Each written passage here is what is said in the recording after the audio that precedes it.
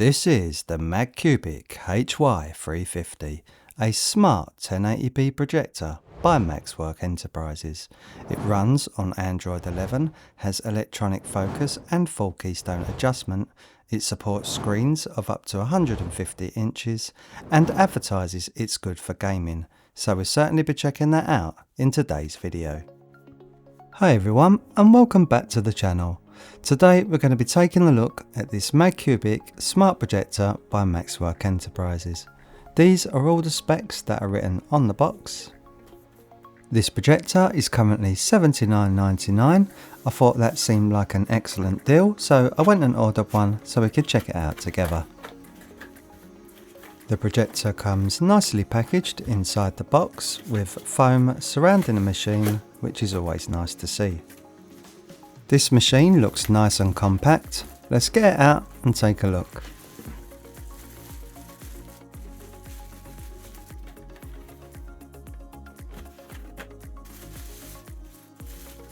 Oh wow, this is a lovely looking machine. I really like the styling on this one. So let's peel all this sticky plastic off and take a closer look.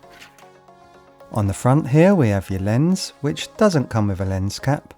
To the side here we have your IR window and your autofocus camera, and on the bottom right we have Magcubic written on the machine. On the side here, this is where it lets all the heat out, and we have one USB port, one headphone jack, your IR receiver and your HDMI port. On the back of the machine we have your 5-watt speakers, your power input and another IR receiver.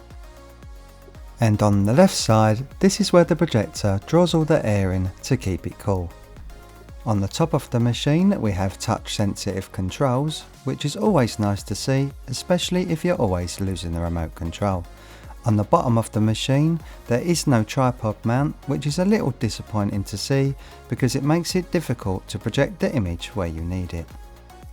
On the bottom of the machine there's a pull-out tray where you can clean the dust filter.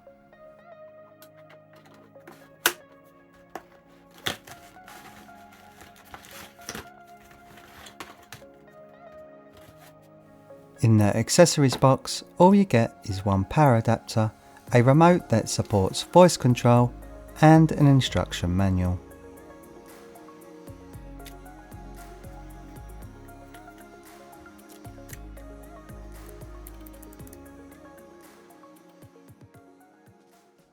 Now because there's no threaded foot on the bottom of this machine, you may have to wedge something underneath the projector to project the image where you need it.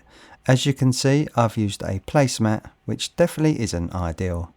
So in my opinion, not adding a foot was definitely a design oversight. So when it comes to fan noise, this projector is one of the quietest I've tested. Straight out of the vent we're getting around 57 decibels. We move away a few inches, it drops to around 40. And we move away a few feet and it drops to around 30, which is excellent.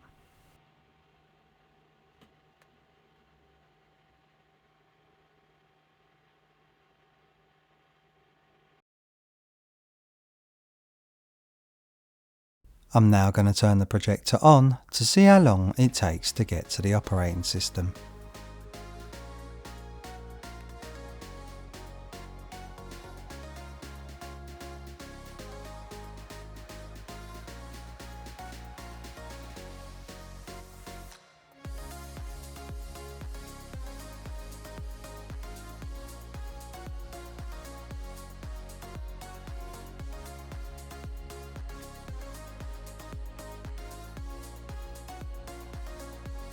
Boot speed wasn't too bad, coming in at around 30 seconds. The user interface on this machine is pretty basic, but it's easy and intuitive to use, with only a few apps installed and ready to go.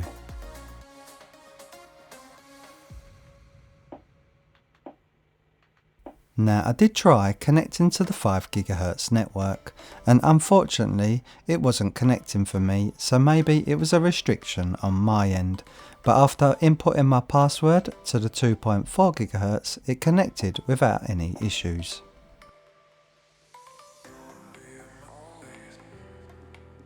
As soon as I connected the machine to the network, I then checked for some available updates, and to my surprise there was an update ready to go, so I went ahead and updated the machine. I've sped this process up 1,000 times so you don't have to sit through the whole update, but the whole update roughly took around 10 minutes to install. And as you can see, the projector got stuck on 99% for quite some time. Just let the projector do its thing and don't try to pull the plug or back out of that update, because you may end up bricking the machine. Just be patient until it completes. It's always nice to see an update straight out of the box, because it means the company is committed to updating and improving the machine. And now the machine's updated, as you can see we have a good selection of languages to choose from.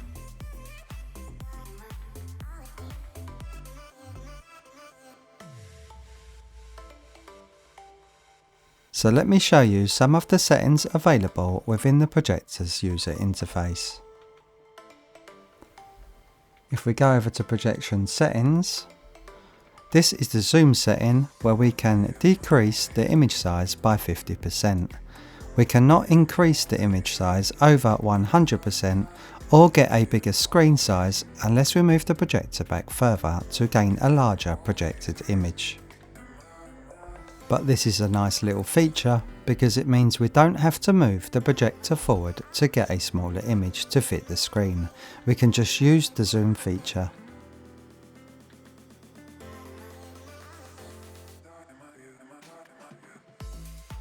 In the projection mode, these are the available settings. So if you are mounting this projector onto the ceiling, then you would need to select ceiling so the projector can flip and correct the image. This is the auto and keystone adjustment. Just select this and the projector will automatically straighten and correct the image for you. We also have manual keystone settings, so if the auto feature isn't doing a good job by correcting the image, we can fine tune the image ourselves manually.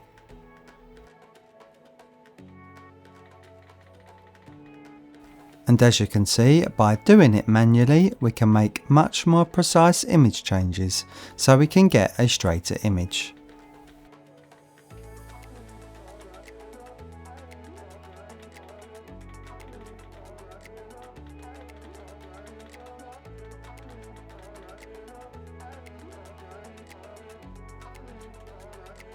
Then over in the Bluetooth section, this is where we can connect a pair of Bluetooth headphones or a soundbar, and as you can see we have excellent Bluetooth in this projector, picking up all these devices.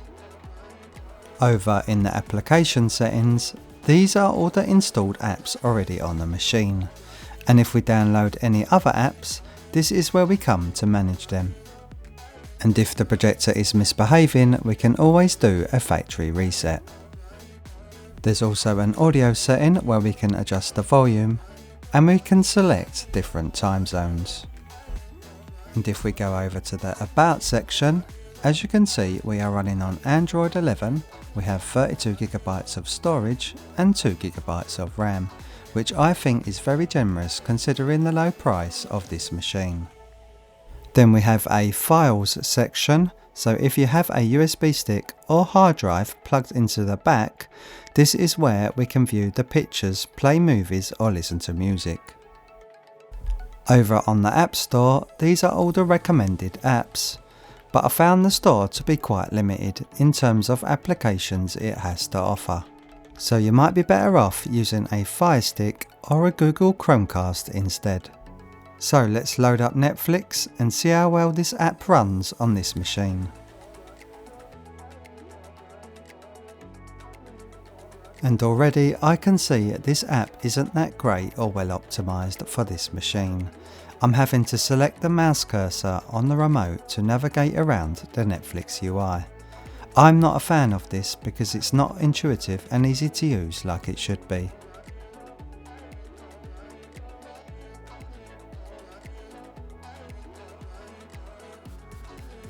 And having to keep using a mouse cursor, especially when scrolling down, isn't a great experience for the end user. So I think the app definitely needs updating to be a lot more user friendly.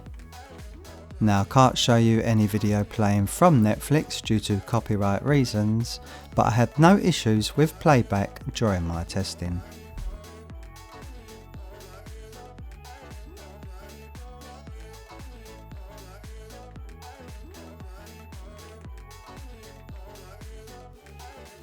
So let's now load up some YouTube, play a video so you can hear the sound quality of the speaker in this machine.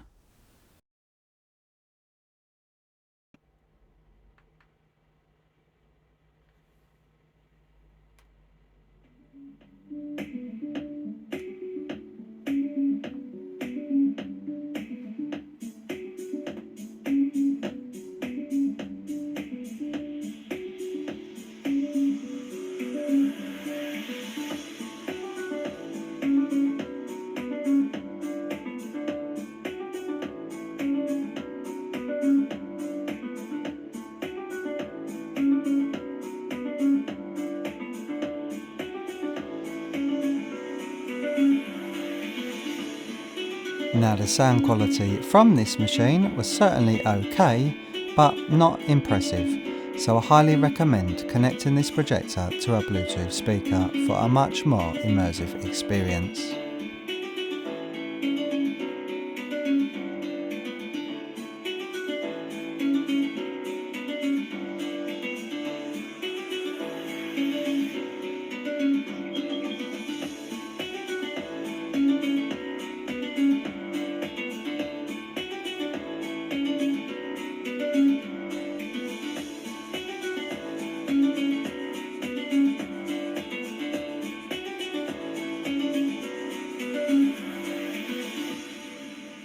What's a really nice touch is the voice control feature. Just say what you want and let the magic happen. What's the weather like in Ramsgate? Right now in Ramsgate it's 17 degrees and cloudy. Today, it'll be cloudy, with a forecast high of 17 and a low of 12.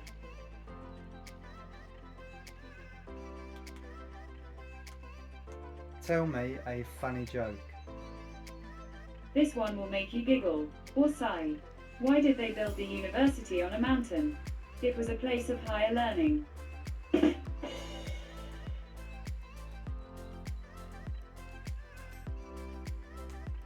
Best films on Netflix. Although I don't agree with that film selection, it's certainly easier than browsing the catalogue with the remote to find something to watch. Moving on with the gaming performance, this projector advertises it's good for gaming. It says with the Wi-Fi 6 technology, the fast connection ensures uninterrupted gaming, making this projector ideal for casual and serious gamers. So let's put that claim to the test. Now I'm not trying to drive good here, I'm just moving the analog stick from side to side to see how quick the car responds to my input from the controller. And I've got to admit, there is massive delay here. I can certainly feel huge input lag from this machine.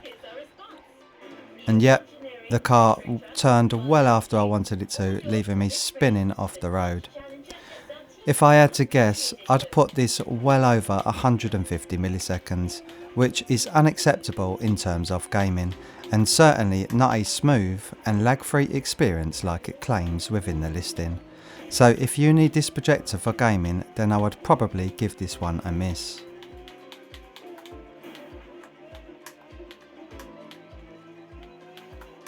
So let's now test the input lag properly using my Leo Bodnar lag tester. And as I expected, well over the 150 milliseconds I predicted, sitting at 200 milliseconds, which is certainly unacceptable for gaming. Now I'm using two different versions of this lag tester, just with slightly different firmware on, so they will give different readings because one is slightly faster than the other. And the other lag tester is sitting at 205 milliseconds, which is even worse. So moving on with screen uniformity, we do have a slightly brighter centre with darker corners, but overall the screen uniformity is actually pretty decent on this machine, especially for a projector under £100. And as for the colours, well, the colour reproduction on this machine is excellent.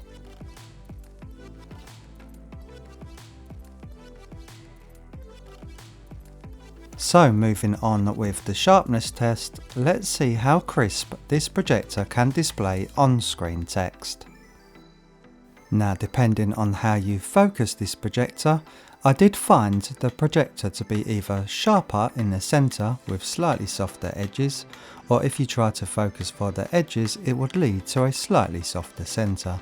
Now, it's important to note that using Keystone can also affect sharpness, so try to use the least amount possible, or if you can, none at all. So you may have to play around with the focus a little to find a nice middle ground where it's mostly sharp across the screen. Now, I did achieve a sharpness level that I was happy with. To certainly say sharpness was great compared to some other low budget machines that I have tested. So let's now try the screencasting capability on this machine. So if we go over to the Miracast application and select it, on your mobile phone swipe down from the top of the screen. This will bring up various settings to which you need to select wireless projection. And as you can see, it says Projector 3352. Select that and it should connect.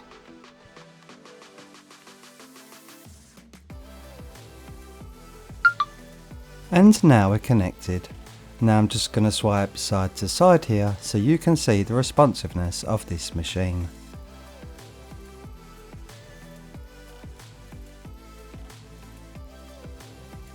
Now load up a bit of YouTube, play some video so you can see how well this projector streams from my phone. And I've got to admit, it wasn't a pleasant and smooth experience while streaming content to this projector. I experienced multiple image breakups and glitches within the image, almost like screen tearing that runs horizontally. I've put some red arrows on screen pointing out these image breakups so you can see what I mean.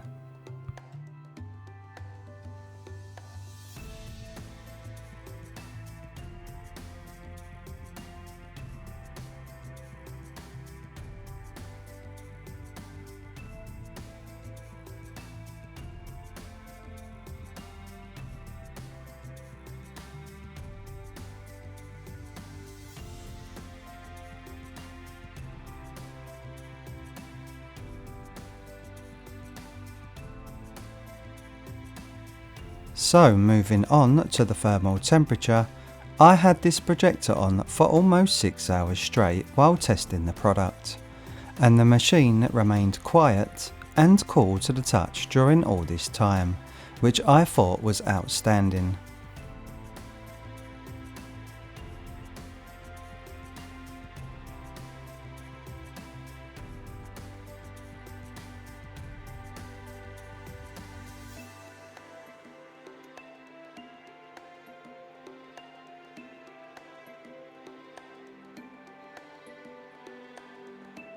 So moving on to the Ansi lumens, I projected a pure white image at 100% brightness. I divided the projected area into 9 different zones. I then took meter readings with my light meter in each zone. I then added up all the figures and divided by 9 to get an average measurement. I then multiplied that average by my screen size in square meters. And I'm using an 80-inch screen, and these were the measurements that I got, which came out at 260 Ansi lumens during my test, which is less than half what they claim.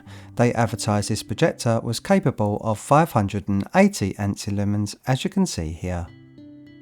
So moving on with the black level performance, this is where this projector really shines, especially for a projector under £100.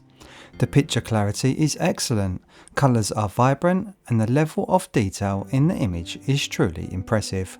While it may not have the deepest blacks, the black level performance is still very good, especially considering this is a low budget machine. So who do I think this projector is for right now? Well, I think this machine will be excellent for people that just want to watch movies and TV shows, because it does produce an excellent picture on a budget. However, if you're a gamer, this might not be the best choice due to its 200 milliseconds input lag, which is very high, and fast-paced gaming is frustrating. Now, this projector does have a few issues due to them image breakups when casting from a phone, which was a little disappointing. And the built-in Android system also left a lot to be desired because of the limited apps available, and the Netflix app wasn't that well optimized for this device. So, for the best experience, I highly recommend using your own streaming device like an Amazon Fire Stick or a Google Chromecast for smoother performance and better app support.